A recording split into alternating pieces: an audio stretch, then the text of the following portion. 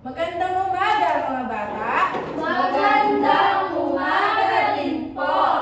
Bago tayo umupo, tayo muna ay manalangin. Maaari ka bang pumunta dito sa harapan, Rodora, at ikaw ay manalangin?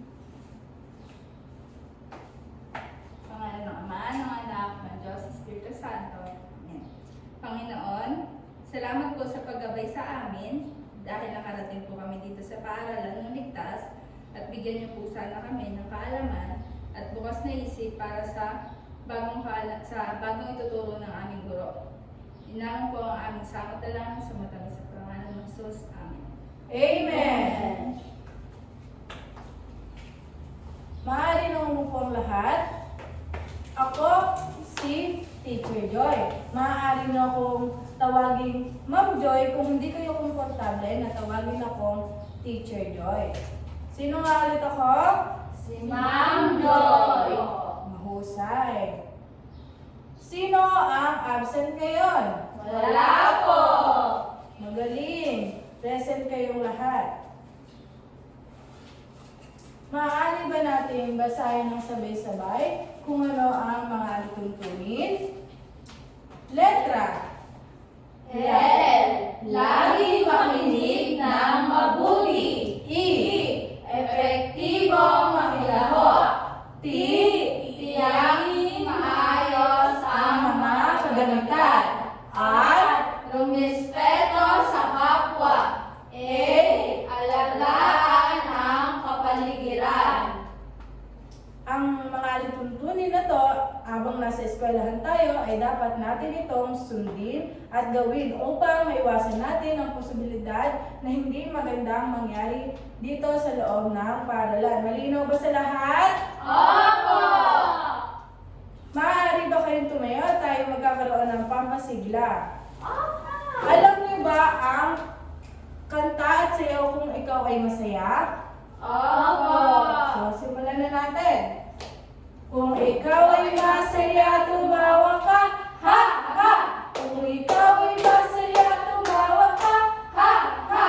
Kung ikaw ay masaya, buhay mo ay sisigla. Kung ikaw ay masaya, tumawa ka, ha, ha! Kung ikaw ay masaya, pumalakpak, palakpak. Kung ikaw ay masaya, pumalakpak, palakpak. Kung ikaw ay masaya, buhay mo ay sisigla. Kung ikaw ay masaya, pumalakpak, palakpak. Kung ikaw ay masaya, pumadyak ka. Kung ikaw ay masaya, pumadyak ka. Kung ikaw ay masaya, buhay mo ay sisigla. Kung ikaw ay masaya, pumadyak ka. Kung ikaw ay masaya, gawin lahat. Ha, ha, ha! Palakpak, padyak! Kung ikaw ay masaya, gawin lahat. Ha, ha, ha! Palakpak, padyak! Kung ikaw ay masaya, buhay mo ay sisigla. Kung ikaw ay masaya, gawin lahat. Ha, ha, ha! Palakpak, padyak! Okay, maaari nang umupo ang lahat. Masigla na ba ang lahat? Opo!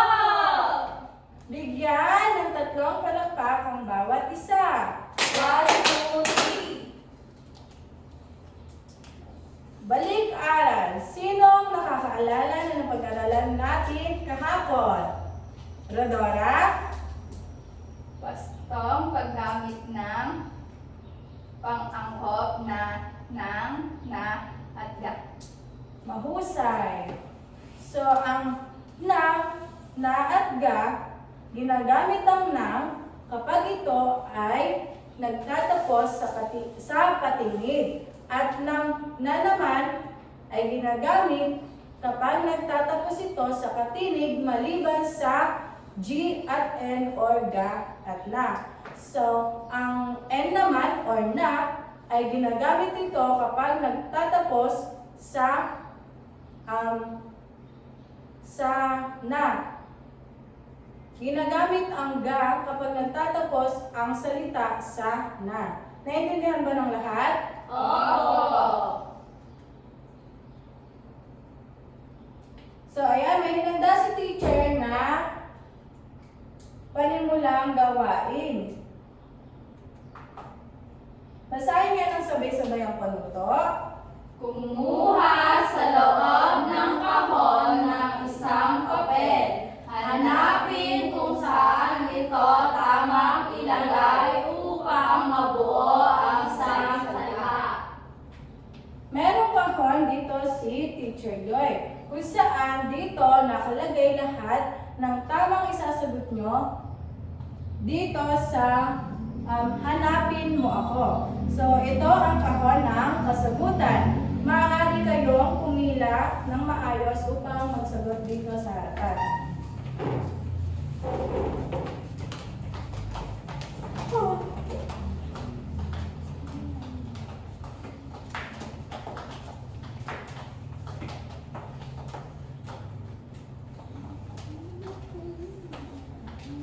Dahil apat lang kayo, sa huling panglimang bilang, ako na ang magsasagot.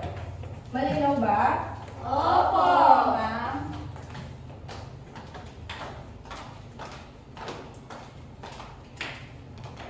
Pumunta nga dito si Rodora at hitakan kung tama ba ang kanyang sagot.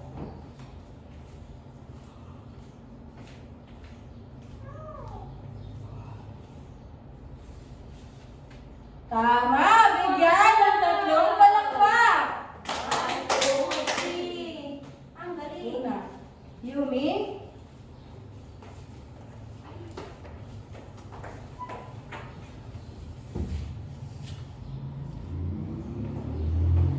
Tama ba ang sagot ni Yumi? Ang number 1 ay laso?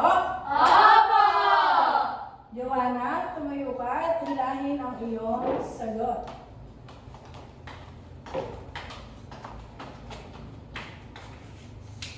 Wow! Perfect! Tama po ako, ma'am. Maaari ka nung po. Tama ba ang sagot ni Joanna? Ang number 3 ay aklat.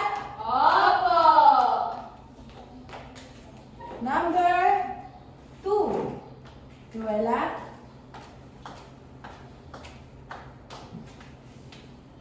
Wow! Tama din siya. Ang number 2 ba ay Gemma?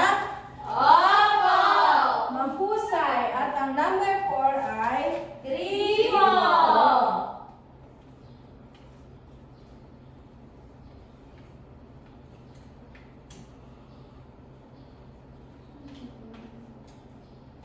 Ngayon ay dadako na tayo sa ating aralin. Basahin niya ng sabay-sabay ang ating paksa. Wastong paggamit ng malaki at maliit na titik. Pakibasa naman ng sabay-sabay ang ating layunin.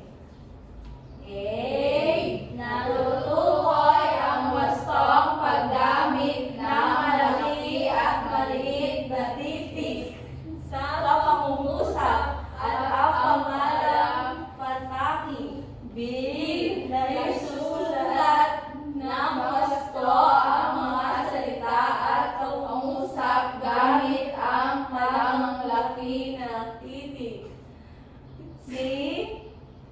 Napakalakan ang kalalahan ng gustong paggamit ng malaki at maliit na titik sa pagsulat. Naintindihan ba ng lahat? Opo! Ngayon ay tatalakay na natin ang wastong paggamit ng malaki at maliit na titik.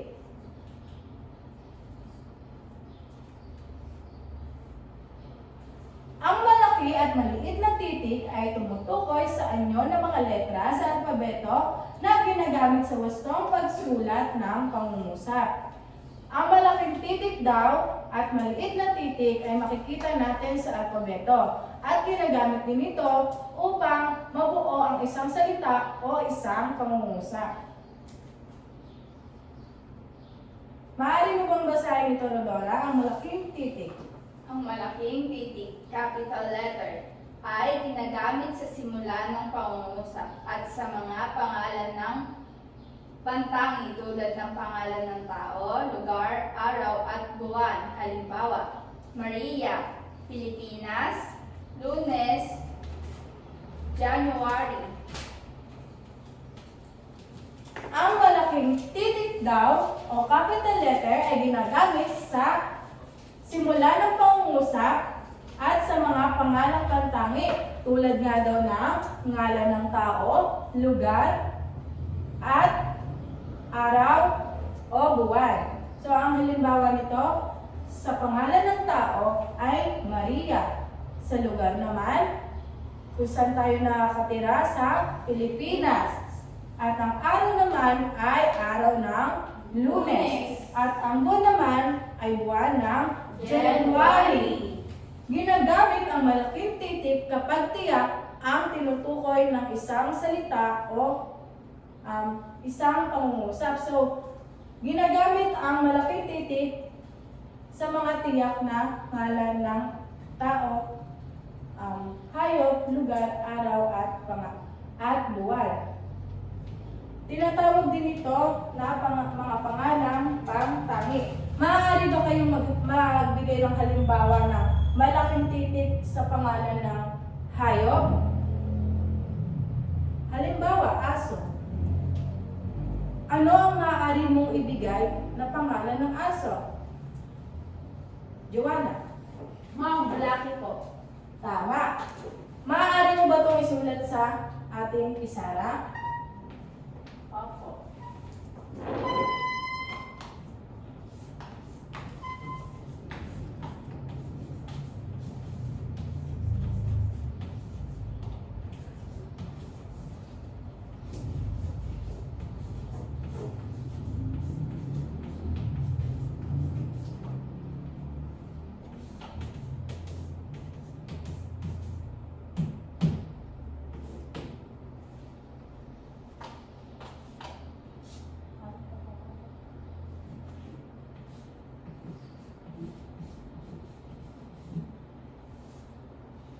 Ayan. Dahil nabigyan natin ng pangalan ng aso, maaari natin siyang i-capital letter o malaking titik sa unahan. Ano nga ulit yung pangalan ng aso? Lucky. Sino naman ang makapagbibigay ng lugar? Rodora?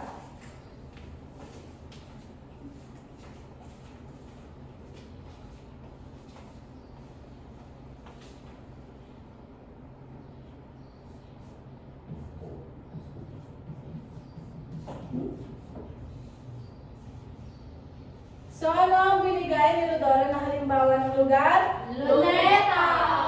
Tama ba na malaking titik ang umpisa ng salita? Opo. So ayan, magaling bigyan ng tatlong palakpak ang dalawang sumagot. 1, 2, 3. Pakibasa naman ang maliit na titik. Ruela. Samantala, ang maliit na titik o small letter ay ginagamit sa karaniwang salita sa loob ng pangungusap na hindi nangangailangan ng malaking titik. Halimbawa, ang bata ay naglalaro sa hardin. Ang maliit na titik daw o small letter ay ginagamit sa karaniwang salita sa loob ng pangungusap na hindi nangangailangan ng maliit na titik. Siyempre, alam naman natin kapag sa simula ng pangungusap kailangan ay big letter siya. Sa mga susunod na, kung wala naman doon pangalan ng pantangi, na pangalan ng tao, lugar, araw at buwan, hindi natin siya gagamitan ng malaking titik. Halimbawa na to, ang bata ay naglalaro sa hardin. So wala siyang pangalang pantangi, kundi ang big letter lang niya ay ang simulang salita. Naintindihan ba ng lahat? Opo. Tandaan, ang maliit na titik ay ginagamit sa lahat ng salita sa pangungusap maliban. Unang titik ng pangungusap, unang titik na pangalang pantangi, pangalan ng tao, lugar, buwan at araw. Yan ang sinasabi ko kanina. Ginagamit ang maliit na titik kung hindi ito pangalang Pantangi. at hindi ito nagsisimula sa unang pangungusap. Ginagamit natin ito sa unang pangungusap ay malaking titik at sa susunod na sa nakapaloob sa pangungusap ay maliliit na kung wala naman itong pangalang pantangin. Naintindihan ba ako? Opo! Upang matiyak ko na may mas naintindihan kayo, meron kayong sasagutan dito. Bubray na ng teacher to ah. Opo!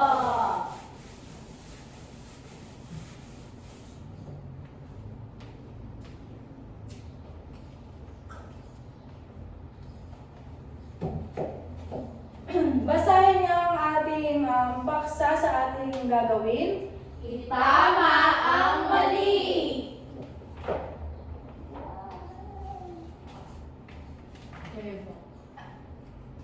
Basahin ang panuto. Basahin at ayusin ang sumusunod na talata sa pamamagitan ng wastong paggamit ng malaki at maliit na titik.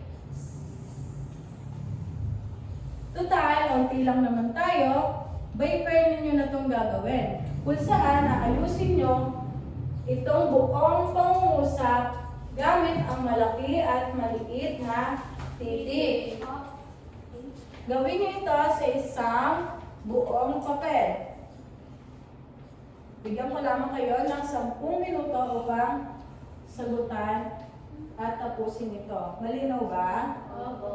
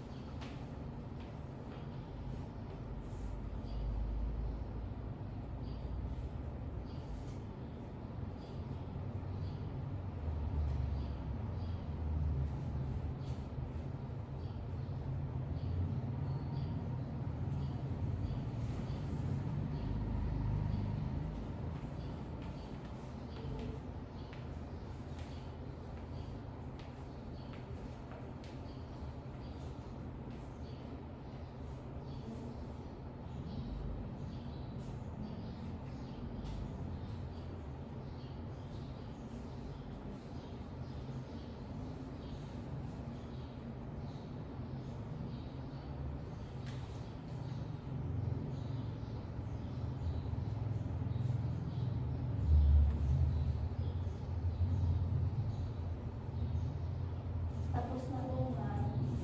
Hintayin natin iba.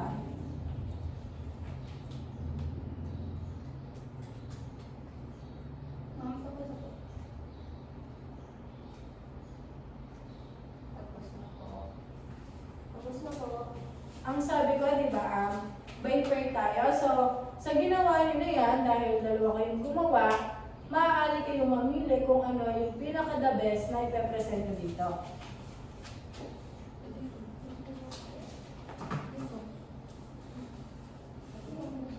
Sino ang gustong mauna? Luella.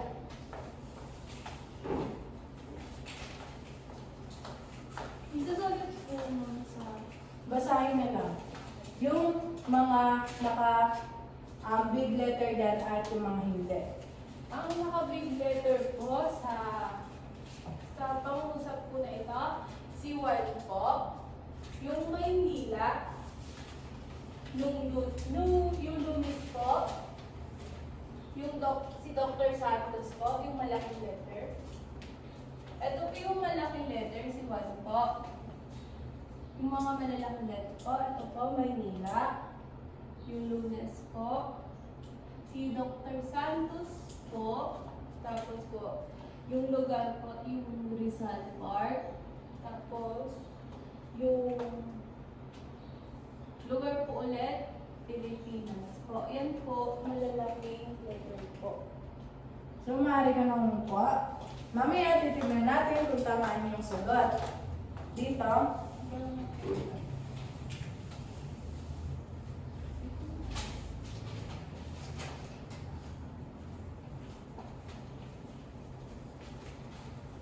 Nilakihan ko rin po yung J po kasi po pangalan po siya sa Juan po. Tapos sa Maynila po, ito pong M po. Tapos sa Lunes naman po, ito pong L po. Sa Dr. Santos po, ito pong S. Tapos sa Rizal Park naman po, ito pong R tsaka P. Tapos po, dito po, yung sa Pilipinas po, yung P po, yung nilakihan ko po. Malaking letra po. Susuriin ni teacher kung tama ba ang inyong sagot.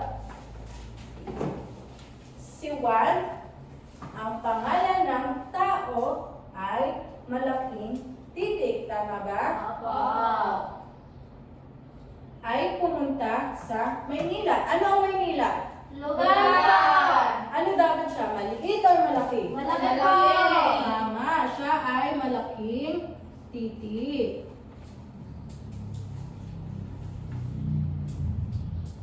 Noong Lunes.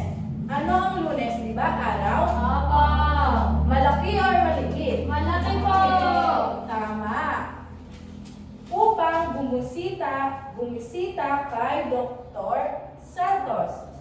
So, pangalan siya ng tao. Ano dapat siya? Malaki o maliit na titik? Malaki po!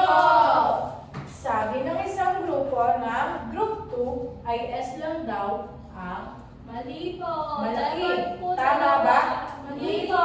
Ano ang isa pa ditong ilalaki? Hindi po! Tama. Ang ilalaki natin dito ay Dr. at yung Santos.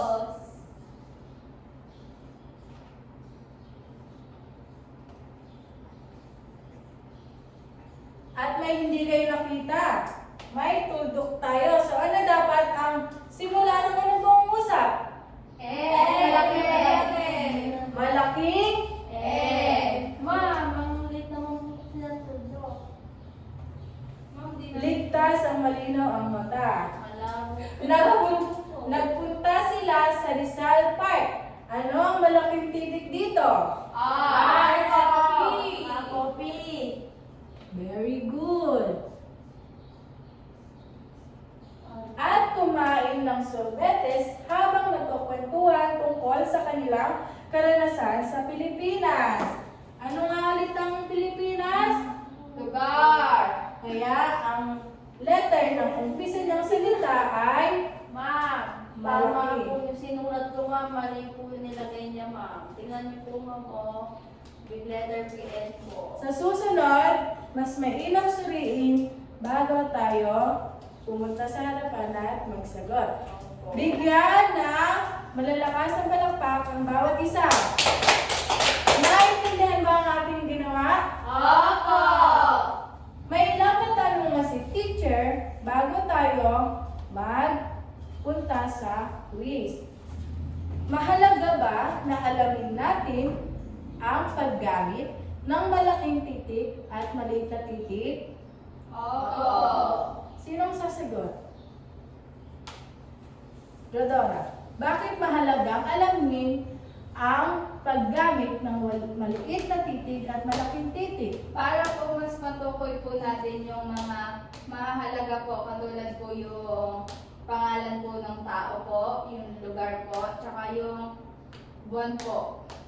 Tama, bigyan natin siya ng malalakas na palakpak. At ito din ay nagsisilbing wastong paggamit ng isang salita o pangungusap dahil sa paggamit natin ng maliit na titik at malaking titik, natutukoy natin kung ano ba ang mahahalagang impormasyon na dapat natin mas bigyang pansin. At kapag ginamit natin ito sa pangungusap, mas madali sandali natin iintindihin kung ano ba ang ipinararating ng isang mensahe. So, ayan, tawag na tayo sa quiz tayo. Maganda na isang buong papel. At isahan nyo itong gagawin. Maaari bang basahin ng sabay-sabay ang gawain isa? Basahin at unawain ng mabuti ang mga susunod na tanong. Isulat ang tamang sagot. Naintindihan ba? Opo. Number 1. Kailan ginagamit ang malaking titik? A. Sa lahat ng salita. B. Sa simula ng pangungusap at pangalang pantami. C.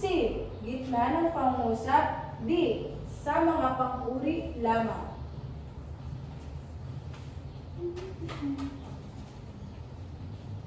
Tapos na po. Number 2. Alis sa sumusunod ang may tamang paggamit ng malaking titik. A. Si Pedro ay naglalaro. Dito sa ABCD, hanapin nyo lang kung anong tamang gamit ng malaking titik. Tapos na po. Wait lang po, ma'am. Okay na po. Number 3. Alis sa sumusunod ang pangalang pagtami. A. Guro. B. Paaralan. C. Lunes. D. Bata. Ma'am, okay na po.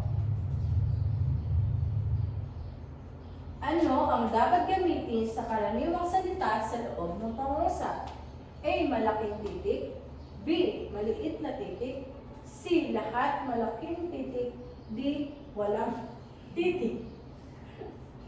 Tapos na po. Okay na po. Number 5. Bakit mahalaga ang paggamit ng tamang titik? A. Para humaba ang pangungusap. B. Para maging malinaw at maayos ang pagsulat. C. Para maging makulay ang teksto. D. Para maging mahirap basahin. Tapos na po. Mami, nag-okay. Hindi, ma'am. Gawain 2. Basahin ang panuto. Isulat ang tamang gusto ng bahayag at mali kung hindi. Malinaw ba? Opo. Number 6. Ang unang salita sa pangungusap ay dapat nagsisimula sa malaking titik. Tama o mali? Isasagot yan sa inyong sagutang papel. 7. Lahat ng salita sa pangungusap ay dapat malaking titik.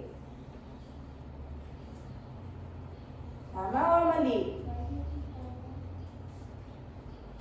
8. Ang pangalan ng tao ay dapat nagsisimula sa maliit na titik. Tama o mali? Sa 9 and 10, kayo nang magbasa at susulat ni teacher ang tamang sagot. Pangalan ng lugar, isang pangalan pantang.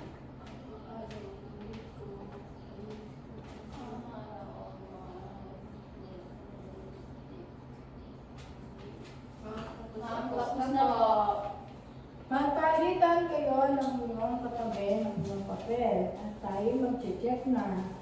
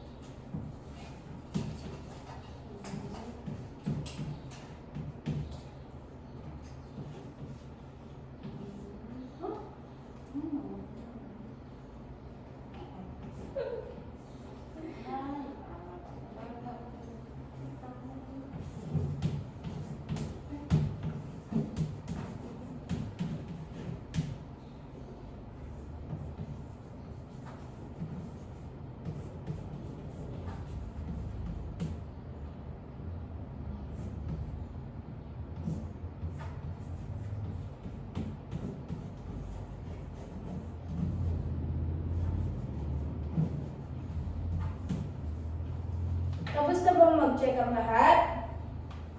Opo. Sino ang nakakuha ng 10 puntos? Ma'am! Bigyan, ay hali kayo dito sa harapan. Bigyan ng 10 palakpak. 1, 2, 3, 4, 5, 6, 7, 8, 9, 10. Okay, upo na kayo. Sino ang nakakuha ng 9? Palakpak ng 9 na beses. 1, 2, 3, 4, 5, 6, 7, 8, 9. 8, 7, pumalakpak ng 7 beses. 1, 2, 3, 4, 5, 6, 7. Mahusay. 7. Dahil walang nakakuha ng 5 pababa, mas natutukoy ko na naintindihan niyo talaga ang ating aralin. Takdang aralin. So, maghanda kayo ng inyong kwaderno. Isulat ito at sagutan sa bahay. Malinaw ba? Susulat niyo ito sa inyong kwaderno. Basahin mo ng panuto. Gumawa ng sariling pangungusap gamit ang sumusunod na pananampalataya. Isulat na sa inyong kwaderno.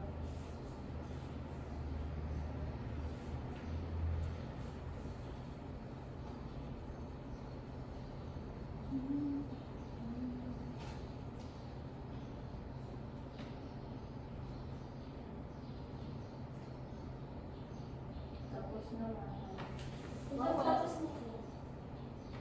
Hintayin natin si Rodora. Tapos na po. Tumayo ang lahat para sa ating muling panalangin. Ako na maglilid ng prayer. Sa ngalan naman ng Anak ng Espiritu Santo. Amen.